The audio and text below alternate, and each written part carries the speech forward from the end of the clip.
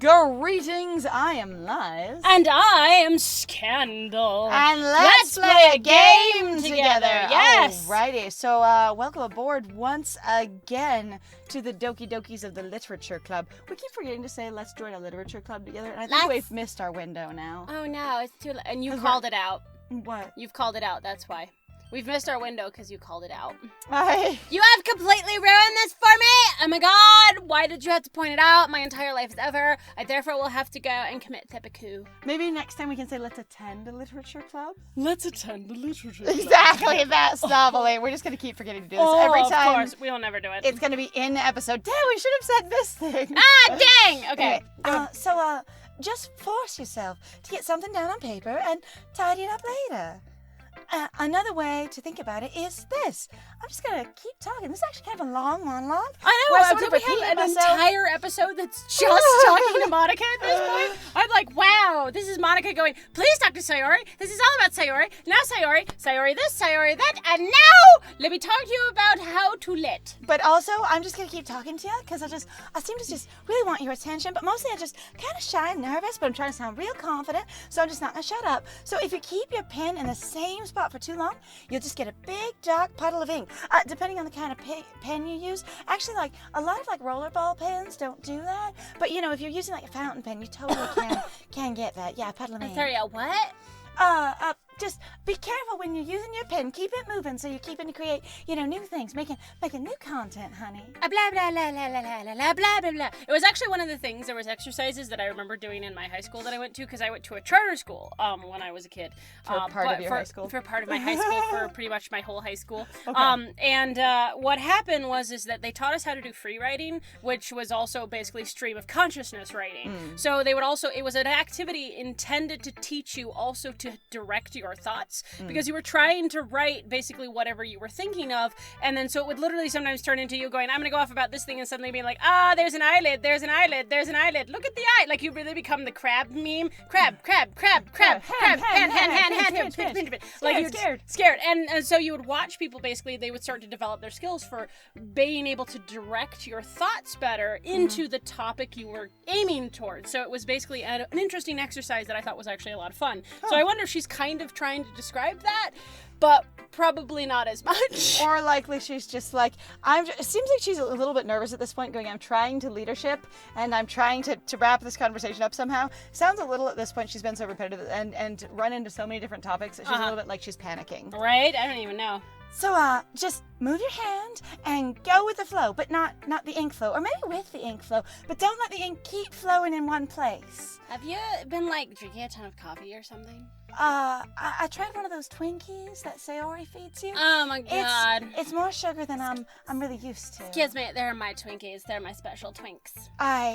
Yeah, I think they might be a little different than your regular convenience store. What does she put in those anyway? I don't think I want to know. So that's my advice for today. You don't want to know, honey. Thanks for listening. I literally had no choice. Thingy. Tilde. So, thanks for listening. Listening. All right, who should I show my poem to next? So not Sayori, because you've already been shoved towards Sayori real hard. Well, that's the question of going would that is actually my question. Going, would the character actually avoid it, or basically be like, oh my god, I've had this railed on me for the last half hour. Fine, I'll get it done, get it over with. Really. Well, you're Splat, so you gotta decide. Well, that's what I'm trying to figure out. Going based off the character, because you could go both ways. Of going that I will go towards them, or I'll go towards somebody else. See, and I think there's a little bit of you could look at it as one of, yeah, sure, I'll take the direction of the club leader.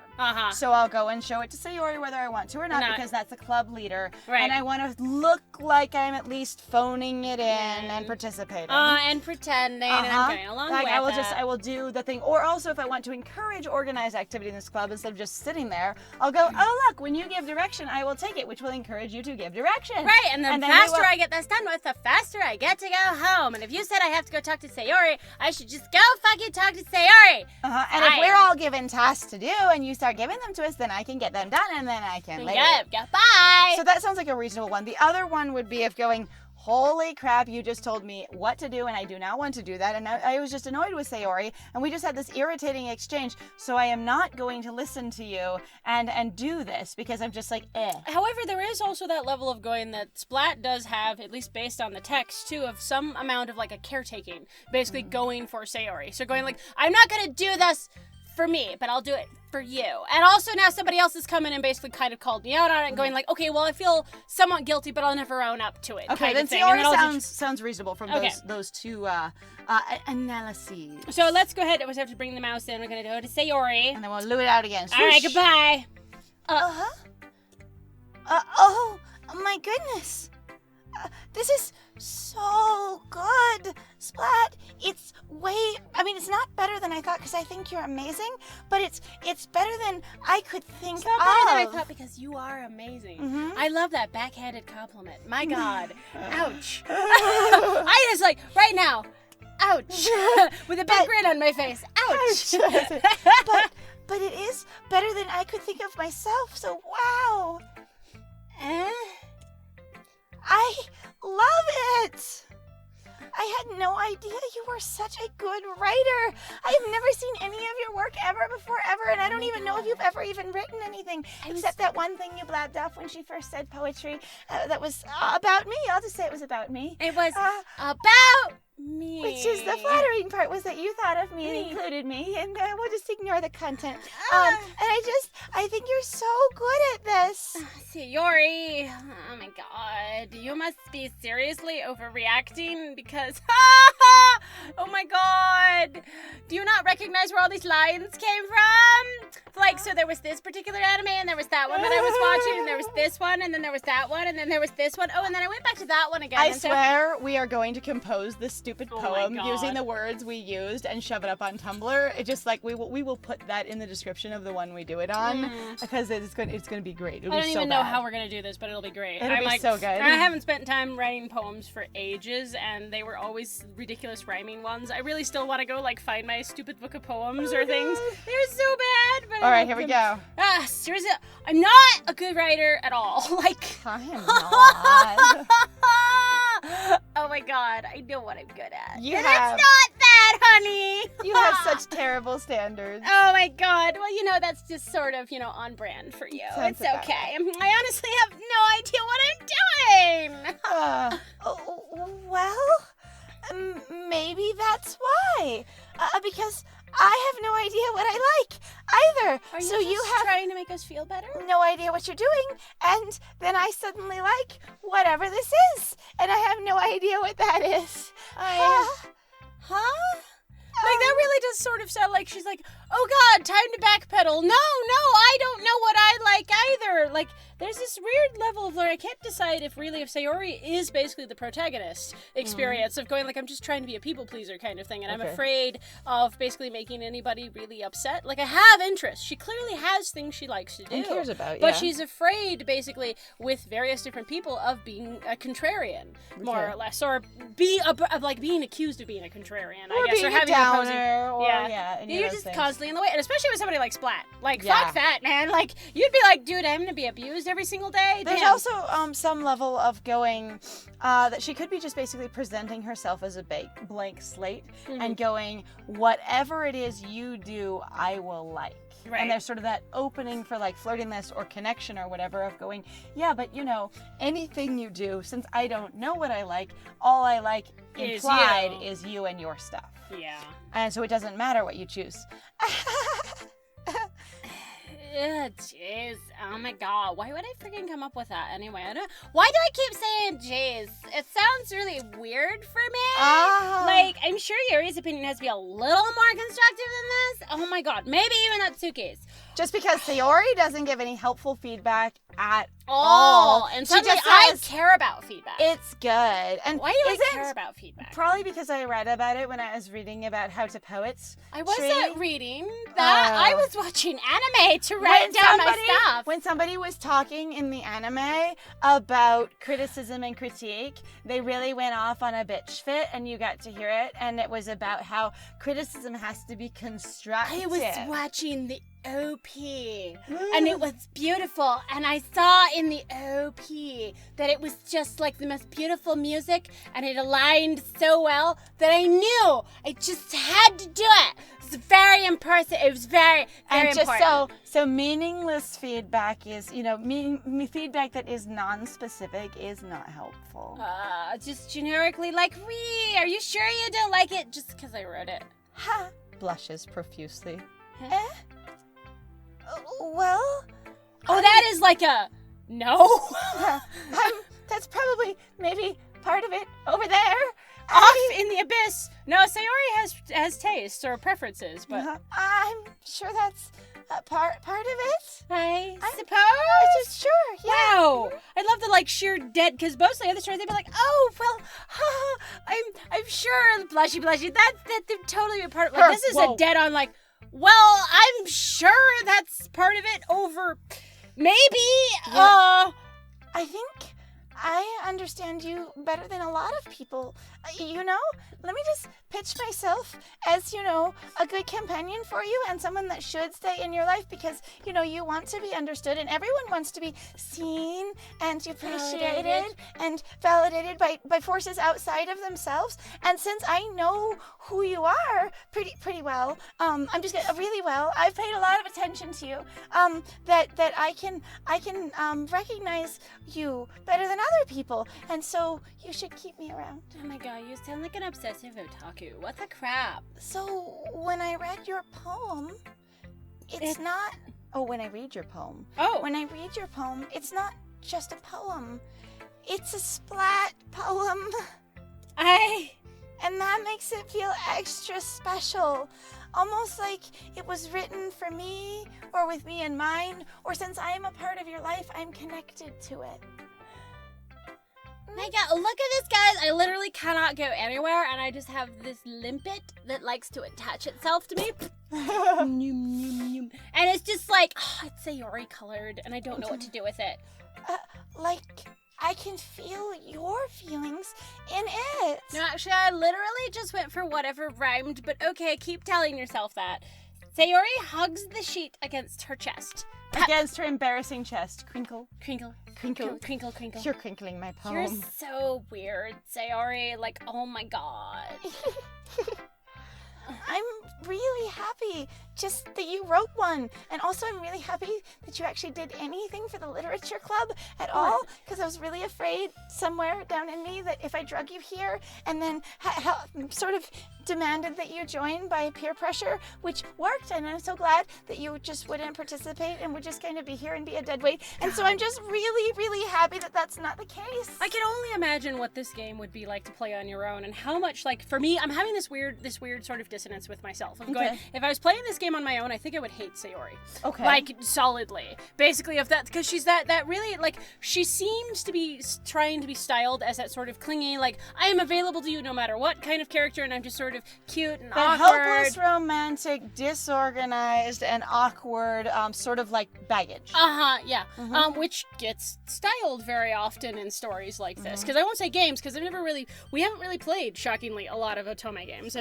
Regardless of the ones that we have played and where we've played a lot of those particular games that we have played, because dang, 80 episodes is a lot. It might only be one game, but 80 episodes is a lot. And if you want a long ass game with just some amazing extra world building and shit, go check out My Mystic Dragons. But there's not a lot to the game itself in some ways. Yes. So we just went off the rails real hard with making it interesting for ourselves. Well, and clearly we're doing that with Doki Doki Literature Club a little bit as well, because there's a lot of stuff that we don't know, and I mean, we like to construct stories. That's what we spend our time doing.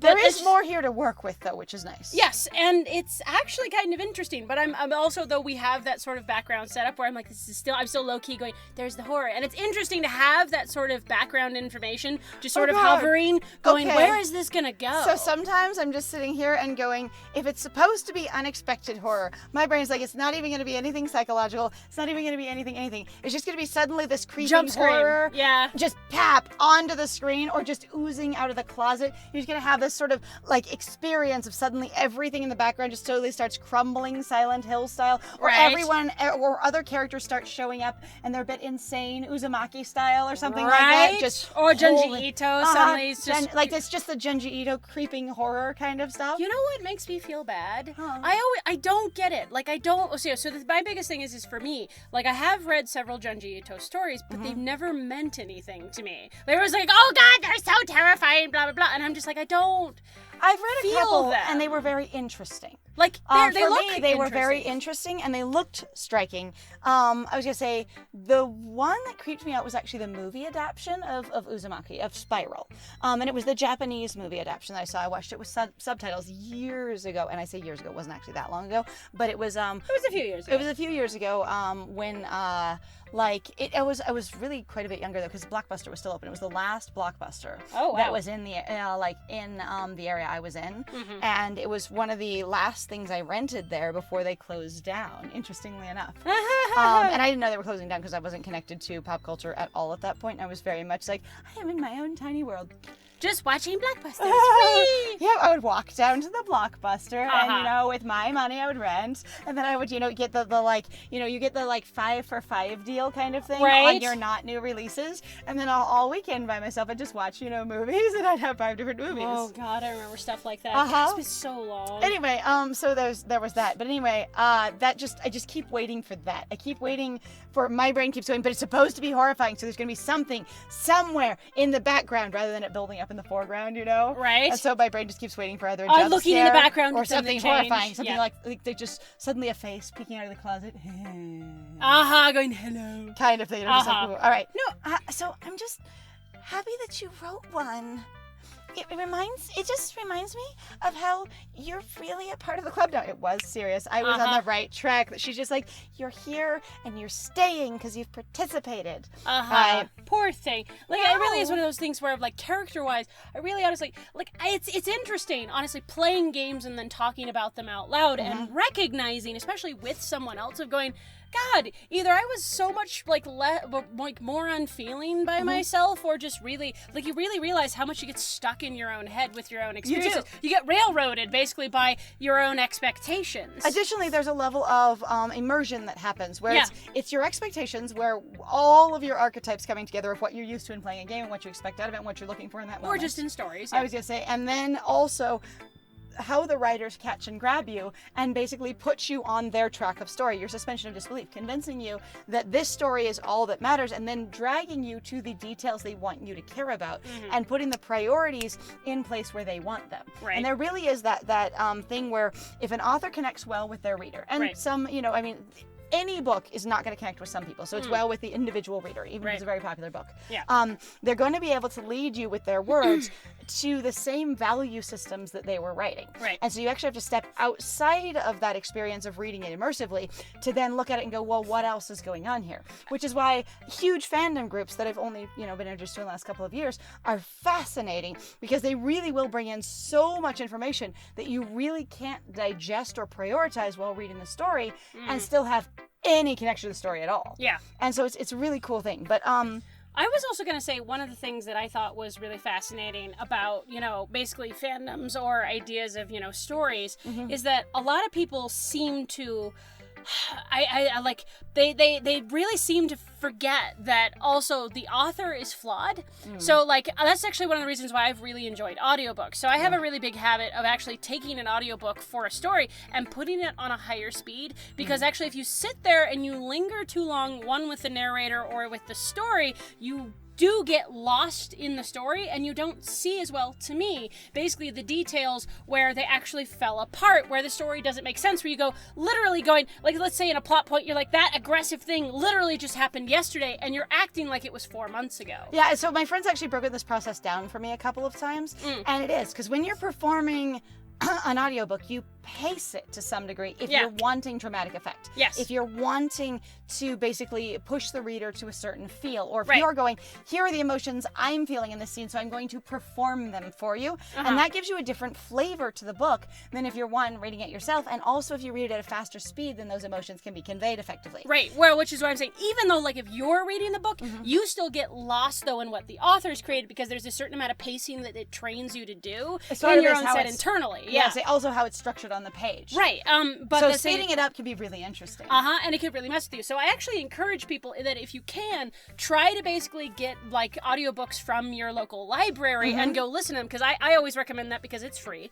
And it supports the library. Yes, please. And also, like, try listening to a book at a little bit faster pace than you would normally read. Even if it's just like, slowly listening faster and faster, just to whatever you're most comfortable with. But just to see really going, okay, where does the story start? Where does it actually go? And watch how it basically, because it's going at a faster pace, see where it bridges its gaps and where it doesn't bridge its gaps, like between, like, here's character development, here's a plot, here's a point, here's a beat, and see how well it actually either, like, people dwell on it or whether or not they move past it and you go, hang on, what happened to that plot point? They completely dropped it. Somebody just died. They should have a funeral. But they forgot about it because the author got distracted with 12 other things. Or just because there wasn't any place for it in the way they wrote and structured things. Right. That kind of thing. And it's a really interesting exercise in just doing and learning literary analysis. That is one way you can do it. Right. That can help step you out of basically the intended emotional hook of the story. Right. And just look at the story as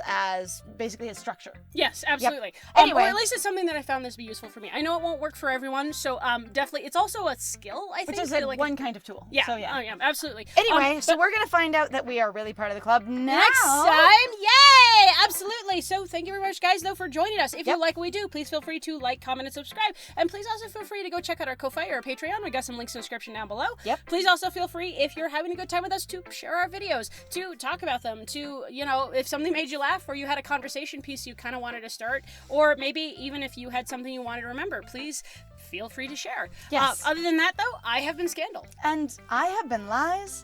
And it was great playing with you. Bye!